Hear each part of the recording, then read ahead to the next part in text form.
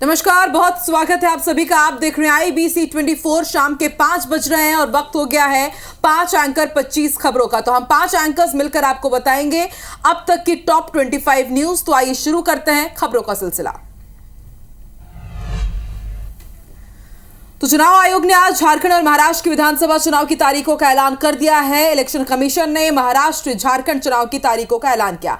महाराष्ट्र में एक चरण में 20 नवंबर को मतदान होगा। झारखंड में 2 चरण यानी कि 13 और 20 नवंबर को वोटिंग होगी और 23 को एक साथ झारखंड महाराष्ट्र के नतीजे आ जाएंगे। वहीं इलेक्शन कमीशन ने देश भर की 47 विधानसभा सीटों के उपचुनाव की भी तारीखों की घोषणा कर दी है। 13 नवंबर को मध्य प्रदेश छत्तीसगढ़ की 3 सीटों पर उपचुनाव होंगे और यहां भी 23 नवंबर को नतीजे आ जाएंगे। रावलपिंडी से जहां अगली खबर है, जहां पाकिस्तान पहुंचे विदेश मंत्री एस जयशंकर। पाकिस्तान में हो रहे एससीओ समिट में वो शामिल होंगे। पाकिस्तान में आज से शुरू होगी एससीओ समिट। आज और कल इस्लामाबाद में होगी एससीओ समिट। 9 साल बाद किसी भारतीय विदेश मंत्री ने पाक की यात्रा की है। भारत और कनाडा के रिश्ते एक बार फिर से बिगड़ने लगे हैं। दोनों देशों के बीच जबरदस्त तनाव बढ़ गया है। दोनों ही देशों ने राजनयिकों को वापस जाने को कह दिया है। दरअसल कनाडाई पीएम ट्रूडो ने भारत पर कई सवाल उठाए। खालिस्तानी आतंकी हरदीप सिंह निज्जर की हत्या में भारत के शामिल होने के कथित आरोपों की जांच को लेकर कनाडा ने 6 भारतीय दूतावास के अधिकारियों को निष्कासित कर दिया है। इससे पहले भारत ने भी कनाडा के 6 डिप्लोमेट्स को निष्कासित कर दिया था और उन्हें 19 अक्टूबर तक भारत छोड़ने को कहा है। इधर भारत ने राजदूत संजय कुमार वर्मा को वापस बुला लिया और इस बीच कनाडाई पीएम ट्रूडो ने आरोप लगाया है कि हमने भारत के 6 एजेंटों के आपराधिक गतिविधियों में शामिल होने के सबूत दिए थे। भारत सरकार ने बार बार आग्रह करने के बावजूद कोई सहयोग नहीं किया। बहराइच में एक युवक की गोली मारकर हत्या के बाद देर रात मुख्य आरोपी सलमान समेत 10 लोगों पर एफआईआर दर्ज की गई है। इसके साथ ही करीब 25 आरोपियों को हिरासत में लिया गया है। मुख्यमंत्री योगी आदित्यनाथ आज बहराइच हिंसा के पीड़ित परिवार से मुलाकात करेंगे। बहराइच जिले के महसी तहसील के महाराजगंज कस्बे में रविवार की शाम मूर्ति विसर्जन के दौरान डीजे पर बज रहे गाने को लेकर विवाद हुआ। गाने के विरोध में दूसरे समुदाय के युवकों ने गाली गलौज कर दी, छत से पत्थरबाजी की और यह बताया जा रहा है कि पत्थर चलने से मां दुर्गा की प्रतिमा खंडित हो गई, जिसे दूसरे समुदाय ने प्रदर्शन शुरू कर दिया। आरोप यह कि प्रदर्शन के दौरान दूसरे समुदाय के लोग एक युवा को घर के अंदर पकड़ कर ले गए और गोली मार दी।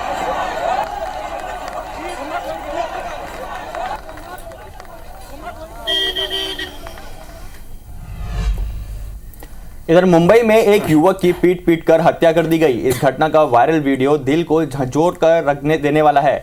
डिंडोशी पुलिस के अनुसार मृतक का नाम आकाश है। गाड़ी ओवरटेक करने को लेकर कुछ लोगों से विवाद हुआ था। इसी बीच लोगों ने उसे पीटना शुरू कर दिया। मारपीट होते देख मौके पर काफी संख्या में भीड़ जमा हो गई। भीड़ में शामिल कुछ लोगों ने भी मृतक पर हाथ साफ कर दिया। इस दौरान मृतक की मां और उसके पिता बचाने के लिए आए। पिता जहां हाथ जोड़कर रहम की भीख मांग रहा था, तो वही बेटे को बचाने के लिए उसकी मां उसके ऊपर लेट गई ताकि उसके बेटे को मार ना लगे। लेकिन इस दौरान उग्र भीड़ ने फिर भी उसे मारना नहीं छोड़ा। भीड़ ने बुजुर्ग मां पिता पर भी हमला किया, दया नहीं की। मारपीट में मृतक की पत्नी का मिसकैरेज हो गया है और पिता की आंख डैमेज हो गई है। फिलहाल पुलिस ने 9 आरोपियों को मामले में गिरफ्तार किया है। वहीं मुंबई से न्यूयॉर्क जाने वाली फ्लाइट को उड़ाने की धमकी छत्तीसगढ़ के राजनांदगांव से दी गई थी। फ्लाइट को उड़ाने की धमकी देने वाला आरोपी राजनांदगांव के कारोबारी का नाबालिग बेटा है, जिसे पूछताछ के लिए मुंबई पुलिस की 5 सदस्यीय स्पेशल टीम राजनांदगांव पहुंची और नाबालिग को अपने साथ लेकर मुंबई रवाना हो गई है। वहीं जानकारी के मुताबिक नाबालिग और उसके माता पिता के खिलाफ धोखाधड़ी के कई शिकायत भी दर्ज हैं। नाबालिग के पिता के खिलाफ 4 साल पहले अफवाह उड़ाने पर राजद्रोह का मामला भी दर्ज हुआ था। दिल्ली की भारत मंडपम में संयुक्त राष्ट्र के अंतर्राष्ट्रीय दूरसंचार संघ यानी कि ITU की समिट और भारत मोबाइल कांग्रेस के 8वें संस्करण का शुभारंभ प्रधानमंत्री नरेंद्र मोदी ने किया। इसमें 190 से ज्यादा देशों के 3000 से ज्यादा देशों के नेता, नीति निर्माता और तकनीकी विशेषज्ञ शामिल होंगे। समिट में 6G, AI और साइबर सुरक्षा जैसी अगली पीढ़ी की महत्वपूर्ण प्रौद्योगिकियों के मानकों और भविष्यों पर चर्चा की जाएगी। अगली बड़ी खबर सूरजपुर से, जहां डबल मर्डर मामले में एक बड़ा एक्शन हुआ है। आरोपी कुलदीप साहू को झारखंड से गिरफ्तार कर लिया गया है। बलरामपुर पुलिस ने झारखंड से आरोपी को गिरफ्तार किया और कड़ी सुरक्षा के बीच अब उसे सूरजपुर लाया जा रहा है। आरोपी बस से अंबिकापुर भागने की तैयारी में था। और डबल मर्डर मामले में एक्सक्लूसिव प्रधान आरक्षक की पत्नी और बेटी की हत्या का ये पूरा मामला है और आरोपी कुलदीप साहू के परिजनों को कंचनपुर लाया गया था। सूरजपुर पुलिस महिलाओं और बच्चों को रात में छोड़ने आई थी। 5 महिलाओं और बच्चों को छोड़कर पुलिस चली गई थी। कुलदीप की पत्नी और 2 बच्चे भी आए थे। रात रुकने के बाद सुबह चले गए थे सभी। और 15 दिन पहले कुलदीप के बच्चे का जन्म हुआ है। श्रीनगर के पास नारायणपुर जाने की बात कहकर ये निकले थे।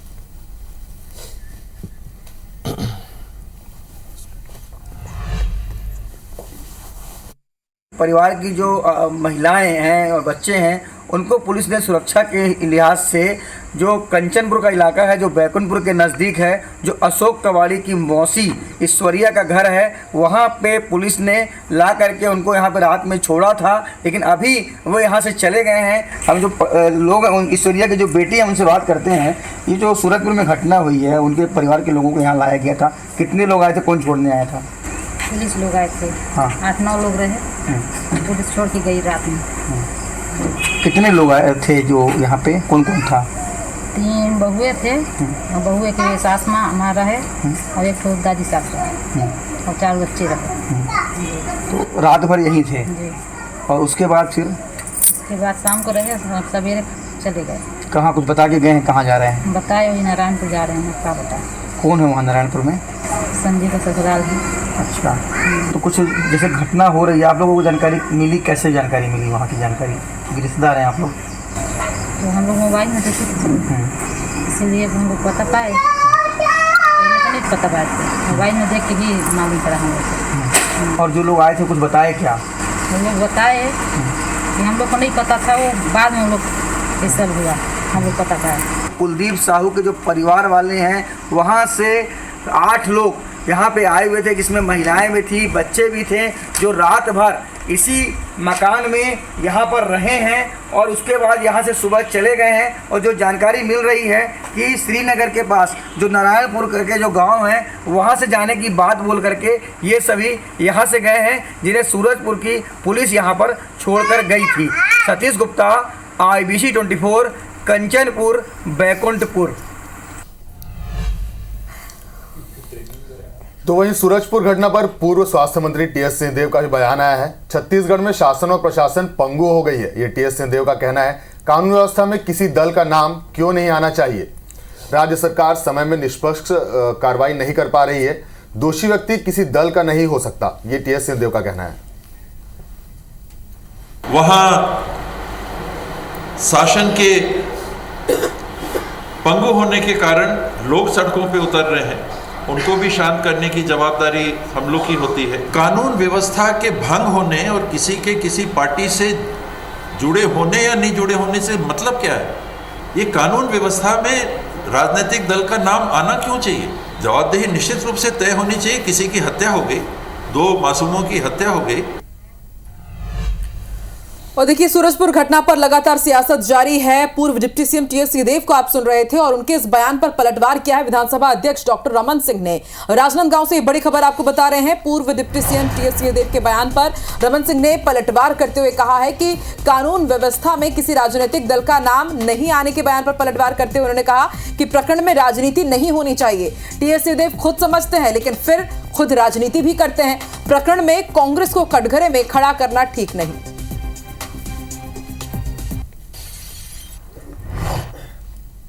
राजनीति से हटके कभी सोच नहीं हो सकती। राजनीति से हटके ही कल्पना होना चाहिए। अपराध के खिलाफ कठोरतम कार्रवाई होनी चाहिए, सख्ती से निपटा जाना चाहिए।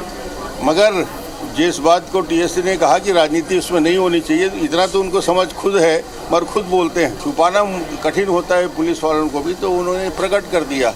मगर इसमें कोई ऐसा नहीं कि कांग्रेस इन्वॉल्व है। वो व्यक्ति कांग्रेस से जुड़ा हुआ होगा, अलग बात है, पर पूरी कांग्रेस पार्टी को कटघरे में खड़े करने कोई विषय नहीं। खबर रायपुर से। रायपुर दक्षिण से ब्राह्मण समाज से प्रत्याशी बनाने की मांग की जा रही। टिकट को लेकर ब्राह्मण समाज अब लामबंद हो गया है। कांग्रेस और भाजपा के वरिष्ठ नेताओं से ब्राह्मण समाज के पदाधिकारियों ने मुलाकात की। बीजेपी अध्यक्ष किरण देव से मुलाकात उन्होंने की। राजीव भवन में ब्राह्मण समाज के लोग TS सिंहदेव से भी मुलाकात उन्होंने की है। ब्राह्मण समाज के अध्यक्ष अरुण शुक्ला का बयान भी सामने आया, जिसमें उन्होंने कहा कि रायपुर दक्षिण विधानसभा में ब्राह्मण मतदाता 40,000 से ज्यादा है। कांग्रेस भाजपा को ब्राह्मण प्रत्याशी उतारना ही होगा। पहली बार समाज एकजुट होकर टिकट मांग रहे हैं। भाजपा से मिनल चौबे, सुभाष तिवारी, मनोज शुक्ला और मृत्युंजय दुबे प्रमुख रूप से यहां दावेदार हैं। कांग्रेस से प्रमोद दुबे प्रमुख दावेदार हैं। छत्तीसगढ़ में आगामी नगरीय निकाय और पंचायत चुनाव एक साथ हो सकते हैं। इस संदर्भ में रायपुर में मुख्यमंत्री निवास में देर शाम बैठक बुलाई गई। बैठक में दोनों उप मुख्यमंत्री विजय शर्मा और अरुण साव मौजूद रहे। इसके अलावा अलग अलग विभाग के अपर सचिव प्रमुख और अपर सचिव समेत संयुक्त संचालक पद के 6 अधिकारी मौजूद रहे। तो इस साल दिवाली का जो त्यौहार है वो 31 अक्टूबर को मनाया जाएगा या 1 नवंबर को। इस पर मध्य प्रदेश के ज्योतिषाचार्य और पंचांगकर्ता एक मत नहीं हो पा रहे हैं। इंदौर में ज्योतिष और विद्वत परिषद ने 1 नवंबर की तारीख तय की है, तो वहीं उज्जैन के ज्योतिषाचार्यों का मानना है कि शास्त्रों के आधार पर दिवाली 31 अक्टूबर को ही मनाना सही होगा। इंदौर में अब ज्योतिषाचार्य पंडित कान्हा जोशी से बात की गई तो उन्होंने बताया कि उज्जैन स्थित महाकाल मंदिर में इस बार दिवाली 31 अक्टूबर को मनाई जाएगी। इसके चलते पूरा उज्जैन जिला उसी दिन दीपोत्सव का त्यौहार मनाएगा। वहीं भोपाल के ज्योतिषों का कहना है कि 31 अक्टूबर को ही दिवाली मनाई जा सकती है। अयोध्या की जनता ने उस दिन दिवाली इसलिए मनाई दीपक जला करके कि अंधेरा ना रहे। इसीलिए यदि हम 31 तारीख को दिवाली मना रहे तो एक्चुअल अमावस्या 31 तारीख को है और उसी दिन दिवाली पूजन होगा और रोशनी होगी, पटाखे फूटेंगे। सारा काम दिवाली के हम 31 तारीख को ही मना रहे हैं। तो अभी ऐसा देखा जा रहा है कि खासकर उज्जैन, भोपाल, जबलपुर में 31 तारीख को और इंदौर में शायद 1 तारीख के दिन दीपावली का पर्व मनाया जाएगा। मैहर में पुलिस जवान को थप्पड़ मारने वाले आरोपी का पुलिस ने जुलूस निकाला है। आरोपी ने चल समारोह के दौरान पुलिस आरक्षक को थप्पड़ मार दिया था। आरोपी अरुण चौरसिया एक निर्दलीय पार्षद का पति और भाजपा मंडल उपाध्यक्ष है। बताया जा रहा है कि अरुण चल समारोह के दौरान बेहद नशे में था। बातचीत के दौरान अरुण ने आरक्षक को थप्पड़ जड़ दिया। पहले तो मामला दबा रहा, लेकिन जब इस घटना का वीडियो सोशल मीडिया में वायरल हुआ तो उसके बाद पुलिस अधिकारियों ने संज्ञान लिया और आरोपी अरुण और 3 अन्य लोगों के खिलाफ मामला दर्ज कराया। इसके बाद पुलिस ने आरोपी का शहर में जुलूस निकाला। रायगढ़ के दरोगा पारा इलाके में धर्मांतरण को लेकर जमकर हंगामा हुआ। दरअसल मोहल्ले के एक मकान में कथित तौर पर मसीह समाज की प्रार्थना सभा हो रही थी। हिंदू पक्ष के लोगों को इसकी जानकारी हुई। जानकारी मिलने पर हिंदू पक्ष के लोग घर पहुंचे, हंगामा किया। इस दौरान दोनों पक्षों के बीच झूमाझटकी भी हो गई। कुछ लोगों ने घटना की सूचना पुलिस को दी। इसके बाद मौके पर पहुंची पुलिस ने एक युवा को हिरासत में लिया, जिससे पूछताछ की जा रही है। और इधर अंबिकापुर में चंगाई सभा के आयोजन को प्रशासन ने रुकवाया है। उदयपुरा के सायर गांव में चंगाई सभा चल रही थी। हिंदू संगठन ने चंगाई सभा की आड़ में धर्मांतरण का गंभीर आरोप लगाया। विश्व हिंदू परिषद के सदस्यों ने कार्रवाई की मांग की और लंबे समय से एसडीएम से ये शिकायत की जा रही थी।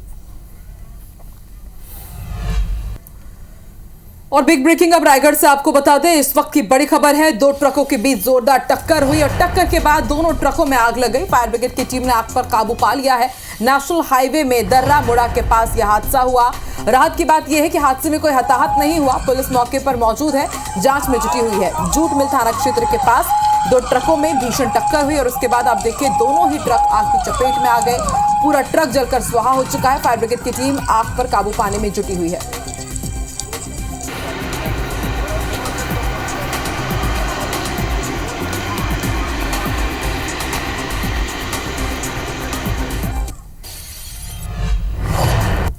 छत्तीसगढ़ की न्यायधानी बिलासपुर में फिर एक युवक की हत्या हो गई है। इस बार ऑटो रिक्शा चालक की पत्थर से कुचलकर हत्या की गई है। दरअसल ताजा मामला सरकंडा थाना क्षेत्र का है, जहां लिंगियाडीह निवासी सत्यनारायण यादव खुद का ई रिक्शा चलाता था। रोजाना की तरह अपने काम में निकला था, लेकिन सुबह सुबह उसकी मौत की खबर मिली।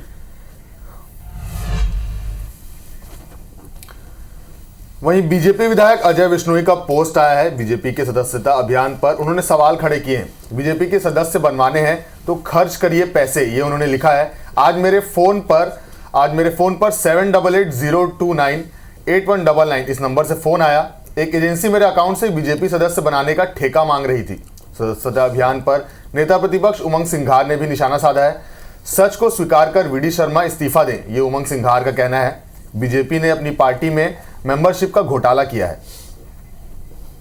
सदस्यता को लेकर अजय विश्नोई जी ने जिस प्रकार से बयान दिया और कहा कि बीजेपी की सदस्यता ठेकों पे की जा रही है, ठेके दिए जा रहे सदस्यता को लेकर, मेरे ख्याल से प्रदेश अध्यक्ष जी शर्मा जी से कहना चाहूंगा कि अब तो आप स्वीकार कर ले कि किस प्रकार से बीजेपी जबरदस्ती अपना सदस्यता अभियान चला रही है प्रदेश के अंदर और कैसे आंकड़े का जादू दिखाना चाहती है।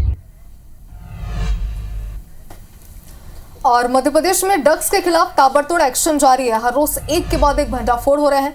पहले 6 अक्टूबर को भोपाल में ड्रग्स फैक्ट्री का खुलासा हुआ और 1814 करोड़ की एमडी ड्रग्स बरामद की गई थी और इसके बाद झाबुआ में 168 करोड़ की मेफेड्रोन ड्रग्स बरामद की गई है और फैक्ट्री के डायरेक्टर समेत 4 लोग गिरफ्तार किए गए हैं। आरोपी विजय गुजरात का रहने वाला है। मेघनगर फार्मा के नाम से संचालित फैक्ट्री में 112 किलो एमडी ड्रग्स मिली। अब रायसेन और भोपाल के बीच मंडीडीप में दवा बनाने की फैक्ट्री में छापा मारा गया है। नारकोटिक्स विभाग ने ये कार्रवाई पूरी तरह गुप्त रखी और फिलहाल जांच जारी है।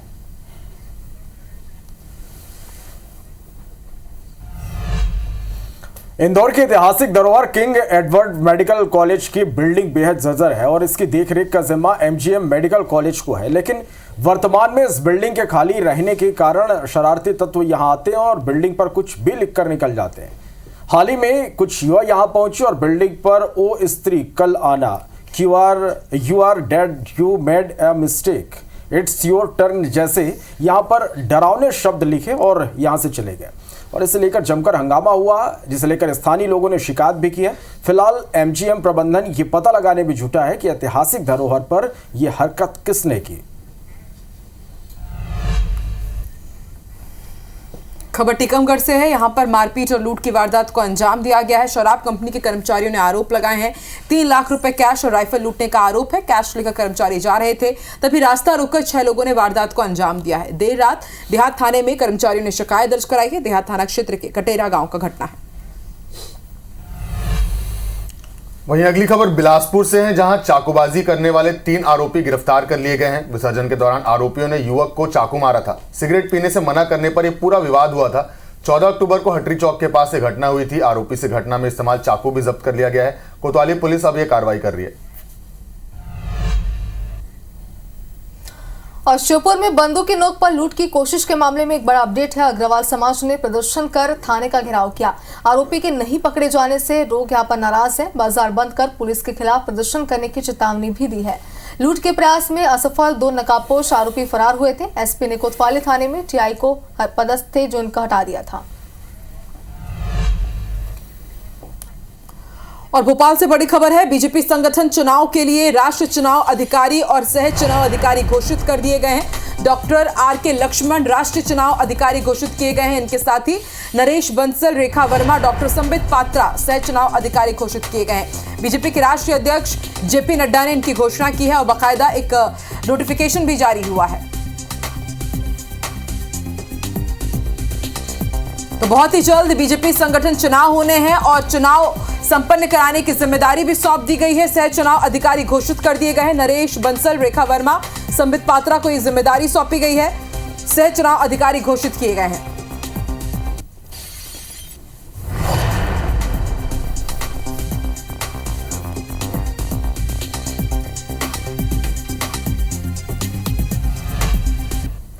पखांजूर से खबर, जहां इनामी नक्सली दंपति ने सरेंडर कर दिया। नक्सली मनी राम पर 8 लाख रुपए का इनाम था। नक्सली रोशनी विजया बच्चामी पर 2 लाख रुपए का इनाम था। मनी राम पर 15 और विजया पर 23 मामले दर्ज है। गढ़चिरौली पुलिस के सामने इन्होंने सरेंडर किया। छत्तीसगढ़ महाराष्ट्र सीमावर्ती क्षेत्र में ये सक्रिय रहे। इधर खरगोन में आकाशीय बिजली का कहर देखने को मिला। बिजली की चपेट में आने से 2 की मौत हो गई। 2 महिलाओं की मौके पर ही मौत हो गई। चैनपुर थाना क्षेत्र के रंदा गांव की घटना है। वहीं भोपाल में 16 साल से घर में कैद महिला की मौत हो गई है। इलाज के दौरान महिला ने अपना दम तोड़ दिया। 40 साल की महिला का वजन सिर्फ 35 किलो था। हड्डी का ढांचा, ये महिला जो है वो हड्डी का ढांचा बन चुकी थी। ससुराल वालों ने महिला को घर में कैद कर रखा था। महिला थाना पुलिस ने रेस्क्यू कर अस्पताल लेकर गया, वहां पर यहां पर भर्ती हुई है। भोपाल के जहांगीराबाद थाना क्षेत्र का यह मामला है। इधर बलौदाबाजार जिले में एक महिला को रील बनाना महंगा पड़ गया। रील के शौक में महिला की जिंदगी ही चली गई। जुनवानी गांव के पास एक शख्स ने अपनी पत्नी की बेरहमी से हत्या कर दी। दरअसल महिला रील बनाने की शौकीन थी, जो उसके पति को अच्छा नहीं लगता था। वीडियो बनाने के कारण शख्स अपनी पत्नी पर शक करता था। इतना ही नहीं, रील बनाने की बात पर पति और पत्नी के बीच अक्सर झगड़ा भी होता था। वहीं ये झगड़ा इतना बढ़ गया कि आरोपी ने पत्नी पर हथौड़ी, कैंची और पत्थर से वार कर उसे मौत के घाट उतार दिया। खबर सिंगरौली से। निजी कंपनी की सिक्योरिटी और लोगों के बीच यहां पर विवाद हुआ। स्थानीय लोगों ने कंपनी पर आरोप लगाया, मुआवजा और अन्य सुविधा नहीं देने का आरोप लगाया। पुलिस के पास अब तक इस मामले में शिकायत नहीं की गई है।